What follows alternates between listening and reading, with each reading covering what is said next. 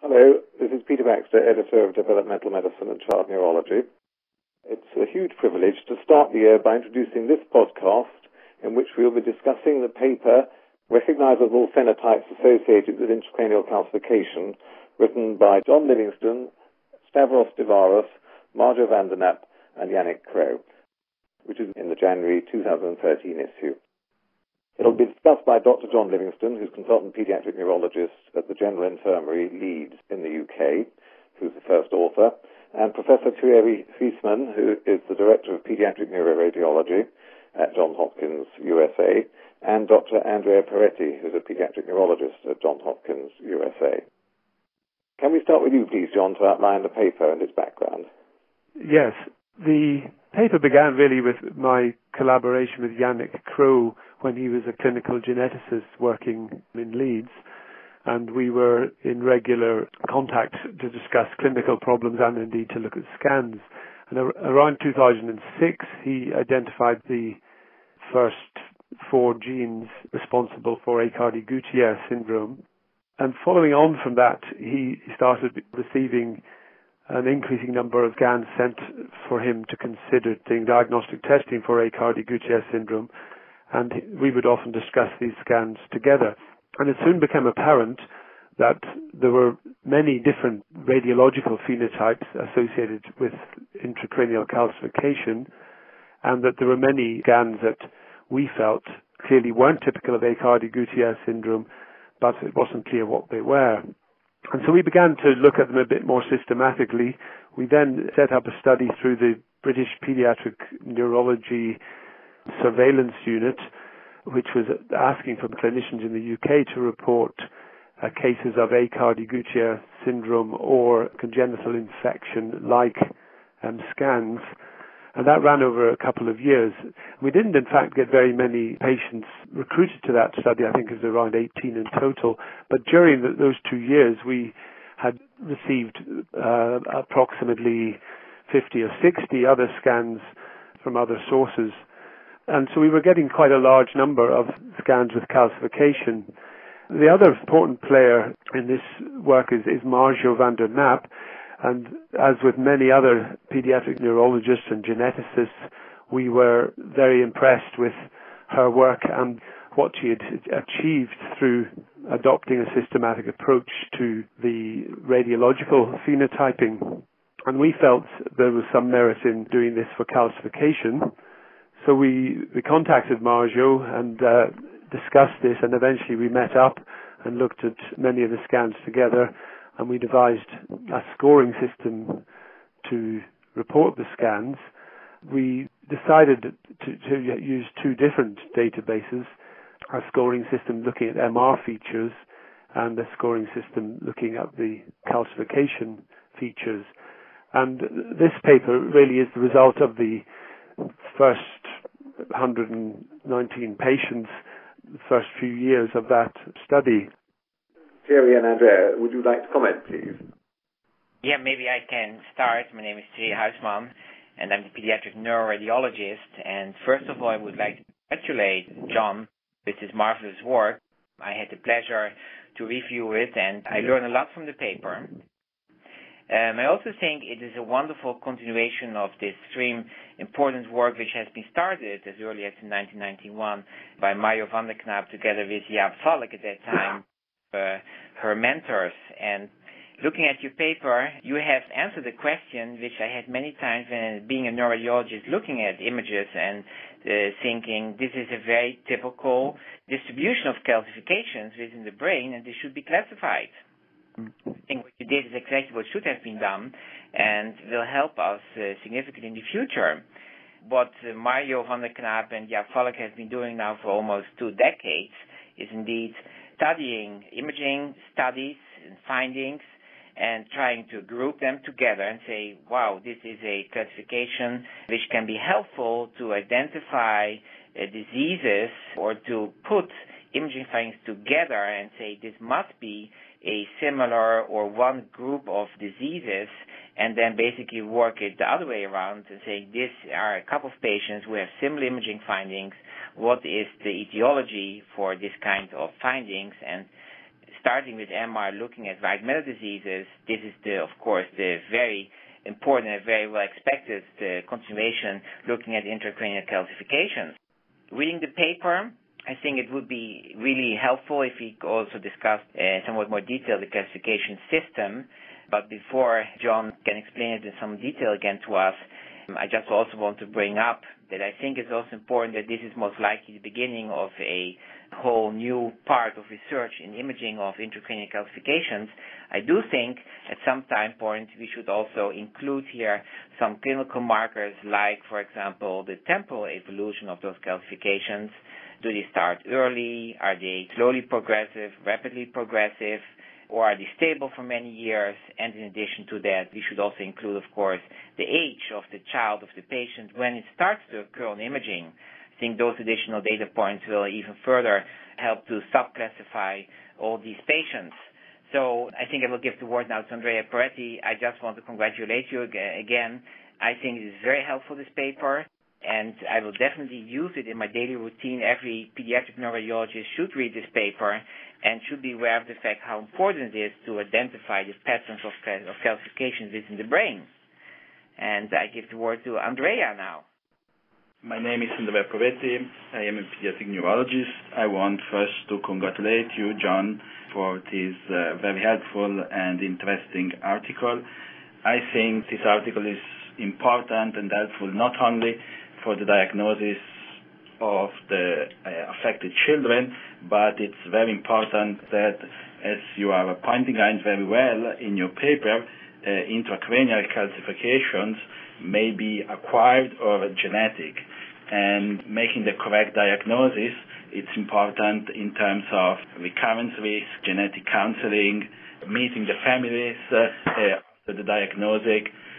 One of the next very important questions is about recurrence risk. I think a correct diagnosis using your pattern recognition approach is very important and may be very helpful to establish the correct recurrence risk for the affected families. Well, thank you both very much. It's very generous of you. I'd like to pick up the last point about the importance of diagnosis in neurology. It's an everyday part of our practice. The interesting thing, I think, about this work was that there was this constant, if you like, flip-flopping between whether something could be a genetic disorder or an acquired disorder. For example, they call for a one-related disease something that looks like an acquired problem, which in fact is a genetic disorder. So this is a constant debate, and certainly for some of the phenotypes, I think we're able to answer that question. In your discussion on page 54, you mentioned why calcification occurs in one location rather than in another is unclear. I think also this will be so important for the future to understand why do we have those calcifications in which location. And I understand that you cannot solve all the problems. I'm really very interested to see how this is going to develop in the future, to know why is in this particular case it's more band-like, why is it more the central gray matter, why is it just a subcortical white matter. I think the correlation with high-end MR imaging and maybe also the correlation with follow-up imaging will at least partially answer these questions, why these particular areas of the brain are being involved. Do you think that we can expect to see a significant progress in the understanding of these calcifications in the coming years based on evaluating follow-up imaging, or do you think it is more that the genetic analysis or maybe infectious analysis, what's going on histological level, will answer these questions? I suspect we're more likely to get answers from the genetic side of things, the pathological data that's available, and it is limited for quite a number of these diseases, I think doesn't suggest a common mechanism, other than that perhaps that in many of the disorders, the calcification is related to blood vessels or indeed within the vessel wall. However, we see that in disorders that we know have quite different pathogenesis and pathogenetic mechanisms, and so that may not be a particularly useful pointer. We may get on to discussing where I'd like to be taking this work in the future, but I'm perhaps mention this at the moment. So one of the groups that we are planning to look at in more detail are vascular disorders, children where we know they've got a vascular disease, whether it's moya, vein of Galen aneurysm, and other disorders, and look at where we know they've got calcification and see if there's any pattern that occurs when there's a definite vascular etiology. We have a suspicion that there may be, but certainly in this paper there weren't very many cases with a definite vascular etiology, but we're hoping to get a larger number and look at this in more detail. I think what you mentioned, also the vascular disorder, of course, that is most likely we can extract much more important information about the understanding why those calcifications occur. If you look at those vascular malformations, I mean, everything what is happening in the vein of Galen aneurysmal malformation, where we still don't know exactly why does one child have significant complications of this vein of Galen aneurysmal malformation with all those cortical and subcortical calcifications, and some kids do much better, despite the fact that maybe from the hemodynamic point of view, as far as we see it on imaging, they maybe look very similar. So indeed, I think that looking at vascular malformations and the impact on the brain hemodynamics will most likely partially answer these questions. In your paper, you show a lot of CTs, of course, and a lot of MRs, and now, as you brought up the whole issue about vascular malformations, being a pediatric neuroradiologist, having enjoyed the training in Europe, I'm, of course, also very much in love with ultrasound. And maybe you can, I don't know, if you have any ultrasound data, maybe hidden in your data sets. I have been looking at a couple of cases of a Sturge-Weber-Demoty syndrome a couple of years ago, and I noticed that I could see hyperechogenic cortical lesions at that time, I called it lesions, which were seen before I saw anything abnormal on CT or MR, but on follow-up imaging I saw those lesions became calcifications. So what do you think would be the role, maybe, of using ultrasound in the perinatal, postnatal time period to maybe identify calcifications or ongoing calcifications even before CT would show it? Do you think there's any value for that, or is there just not enough data available? Well, I don't think there's enough data. I think ultrasound is clearly highly sensitive, maybe not specific for calcification. We have a number of patients who have had ultrasounds, but I really do not have a lot of experience in interpreting these images and correlating them with the CT and MR data. I think it is an interesting question. Another phenomenon that we're interested in is the so-called lenticulostriate vasopathy, which is a neonatal ultrasound term, I believe. And we know of several cases from India where this appearance in ultrasound has gone on to be demonstrable as calcification within sort of what is reported as lenticulostriate arteries. So there may be another disease entity there. There's also, I think, some neonatal literature on the evolution of lenticulostriate vasopathy and ultrasound to calcification in some of the congenital CMV patients, but I really don't have a lot of experience of this.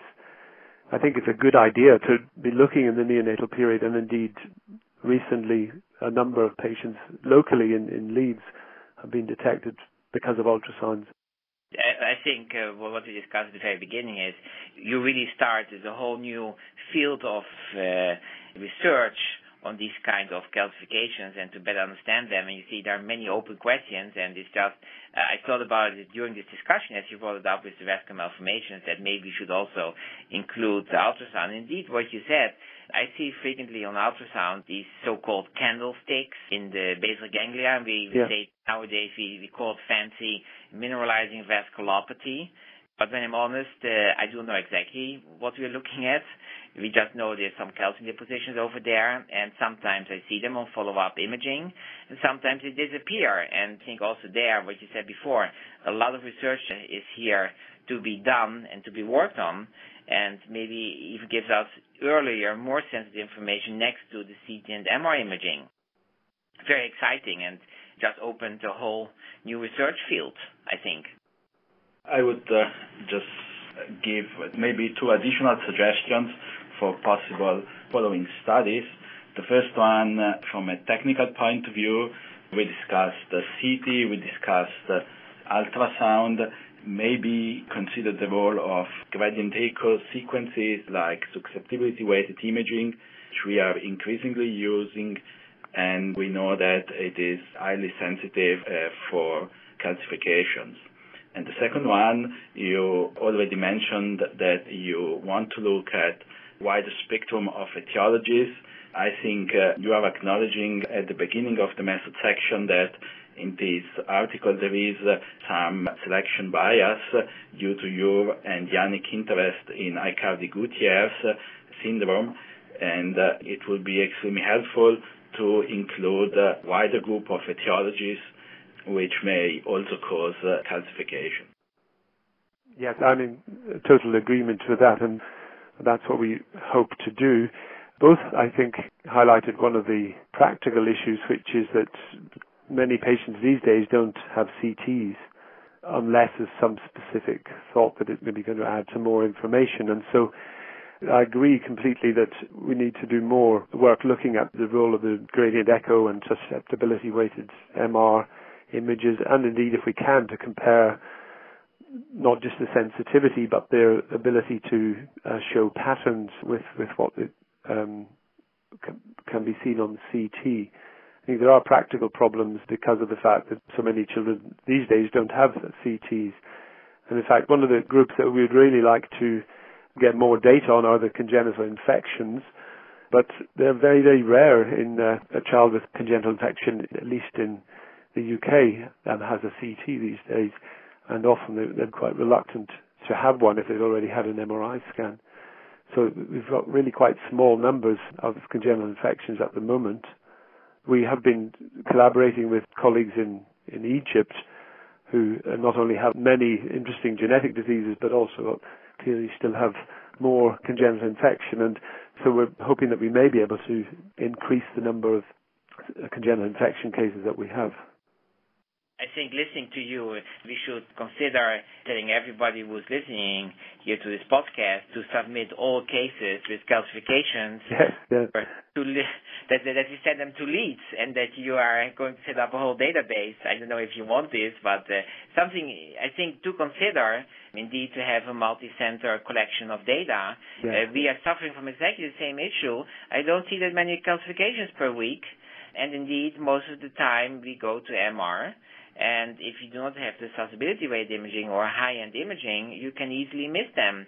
And there are still cases where I'm completely surprised by looking at a follow-up CT, which is maybe done because the child has a complication or for some other reason. You say, oh my God, there is much more calcification in his brain than we would have expected it from MR. I have a quick other question. Do you think, and you're working tightly together with Mario van der Knaap and also with your neuroradiologist, that we can expect to see more detailed information on MR just by going to a higher field strength, to say these kids should be evaluated on a 3T scanner, where the calcifications are more likely to result in susceptibility artifact, making it more obvious on imaging? Or do you say it doesn't matter that much in your experience if you have 1.5T scan and 3T scan? I'm asking this also because more and more hospitals are now discussing, do we need a 1.5T scan or should we go to a 3T scan immediately? Yes, I have very little experience of this personally. I do understand that the 3T gradient echo and images are very sensitive for detecting calcium or mineralization. So that, I think, is certainly maybe the way forward, but I don't know at the moment whether that will be better than 1.5. I'm sure it will be for the mineralization, but I'm not sure whether that's going to be come in for routine imaging across the board. It may do. But I really think we've got very little data on that at the moment. Yeah, but I just also quickly thought about this. You also know that depending on the kind of calcifications, and there are various kinds of calcifications in the brain, that it can have different imaging presentations on both CT and MR. That's also something to consider, that not every hyperdensity is a straightforward calcification. There are many forms of calcification. Yes. And at some time point, we will have the possibility to differentiate between the various kinds of calcifications within the brain. But I'm not an expert in this field. I also have to read that, but I just know we can differentiate between the various kinds of calcifications. The last question, did you also look at the vasculature as a separate entity? We looked at calcifications inside of the gray and white matter, but did you also systematically evaluate the vessels for calcifications within the wall of the vessel? No, that wasn't something that we had in either of the scoring systems, so we haven't done that. A number of the patients that we have do have apparent arterial calcification, and my impression is that that is not a common occurrence in the pediatric population, but again, we have a couple of patients recently have come to our attention with really quite extraordinary arterial calcification and intracranial calcification, and I think there are, again, some diseases there that maybe could be defined. And there is a genetic disease of arterial calcification in infancy, but that generally doesn't involve the brain. But there may well be other very rare, I think, disorders where there is vessel wall calcification. My last question, and then I stop asking. I saw in a couple of cases you see really dense calcification in the cerebellum. And Andre and I, we are both very much interested in the cerebellum. That is partially due to the fact that we have both been trained by Eugen Boltzhauser from Zurich, who is an expert in cerebellar pathologies. I was just curious, in those cases where you have a significant amount of calcifications, maybe too simplistic what I'm asking now, but could you correlate this with more cerebellar symptoms that can be, of course, motor symptoms, or also more neurocognitive issues that those patients who have significant cerebellar calcifications showing a higher incidence of autism or other neurocognitive disorders? Do you have any experience or data? We didn't do that clinical correlation with the, if you like, the degree of calcification in relation to the clinical phenotype. All I can say is that there's a wide spectrum of clinical severity in patients who've got cerebellar calcification, including, of course, the so-called FAR disease, where sometimes these patients have very dramatic cerebellar calcification, but very little or even no clinical features. Some of the Aicardi Gutierrez patients obviously have calcification, but they usually have already very severe supratentorial brain disease and very severe neurology, and it's hard to identify any specific cerebellar feature. I think likewise the patients with CRMCC sometimes have very striking calcification. And in general, those patients really only seem to have clear cerebellar presentations if they have a cyst in the cerebellum with mass effect. We've now come to the end of our podcast time. Thank you very much indeed, John Livingston, Professor Thierry Huisman, and Dr. Andrea Peretti, for a fascinating discussion of a really groundbreaking paper. Just to remind our listeners that the article is Recognizable Phenotypes Associated with Intracranial Calcification by John Livingston et al. In the January 2013 issue.